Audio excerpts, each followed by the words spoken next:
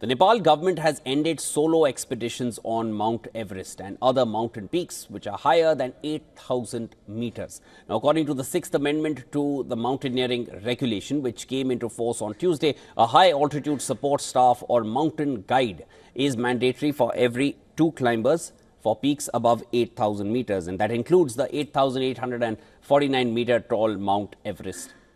For other peaks, at least 1 guide is required per group. Previously, 1 mountain guide was enough for a group of climbers scaling mountains above 8,000 meters. The government said that the amendment was made to ensure the climbers' safety on the mountain. Recently, the Nepal government hiked the royalty to climb Mount Everest from $11,000 to $15,000 per person, effective 1st of September. During the spring season, the royalty fee for foreign climbers attempting to climb Mount Everest for the south route in the spring season between March to May was increased from $11,000 to $15,000 per person, while the climbing fee for the autumn season between September to November was increased from $5,500 to $7,500. For winter and the monsoon seasons, the fee was increased from $2,750 to $3,750 per person. All right, for more on this, we are now being joined by our correspondent Saloni Murarka, who's joining me live from Kathmandu. Saloni, what's the reaction been to the latest changes in the rules and rates? Anything that you picked up, and are the hiked rates acting as any kind of deterrent for keeping people from scaling the peaks? Yes, of course. First, we have to understand this new regulation completely implies on the peaks that are above 8,000 meters. And like you mentioned, it includes the Mount Everest.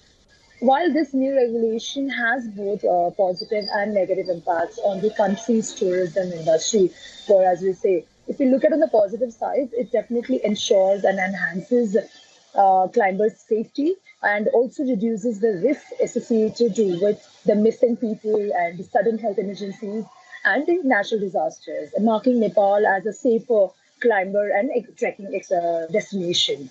And second is that it will increase employment, especially for the Sherpas and the local guides. Many of the Sherpas have welcomed this mandatory guide policy and believing that this will reduce the number of casualties and will be able to locate the missing people and also help in retrieving bodies in case of accidents.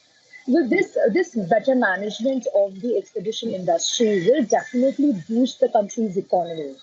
But on the other side, we have is that Nepal might lose on the solo trekkers and the travelers, because many of the bunch of people they travel from the Western countries and the European countries who are very budget conscious and hence will not now choose Nepal for their expedition or for their climbing adventures. So then Nepal might lose on trekkers there on that side. And also second is that on the increasing of there's an added cost. Right, so if they have to hire a guide and also the royalty fees that you just mentioned, the Nepal has increased for the expeditions for the foreigners and also for the Nepalese people. So now the Nepal, these travelers might be discouraged to choose Nepal for their trekking and climbing expeditions. Thanks, Saloni, for getting us the latest. There's definitely going to be a positive and a negative side attached to this, but we'll need to know whether the deterrent has been more than the gains to the economy. We'll get to know as it progresses further. That was Saloni Murarka getting us the latest from Kathmandu.